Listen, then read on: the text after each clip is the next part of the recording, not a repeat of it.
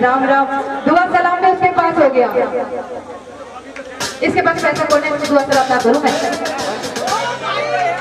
मैं ज्यादा है सब कुछ है, पर उसके साथ में भी एंटरटेनमेंट जरूरी है, इसलिए मैं थोड़ा सा एंटरटेनमेंट करती हूँ। मेरा इससे कोई इरादा नहीं है, गलत हुई तो माफ। जय माता, क्या बात है।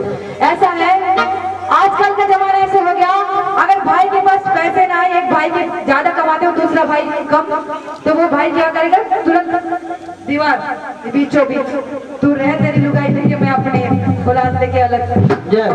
पर देखो वो भी एक इंसान है, वो हम भी भगवान के बनाए हुए हैं, और जो मैं जिनके बात बोलूंगी वो भी भगवान का बनाया हुआ जीव है।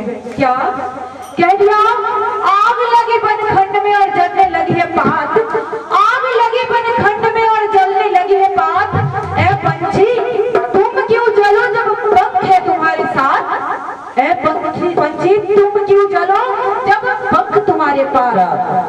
हम तो इंसान है, बिल्कुल भाई को माँ को सबको अलग कर देते हैं, तो उस पंछी ने क्या उत्तर देता ही रहती है, क्या है कि मीठे फल खाए हमने, मीठे फल खाए हमने और गंध किए है बात, वृक्ष के साथ हम भी जल जाए, यही है हमारा धर्म आज।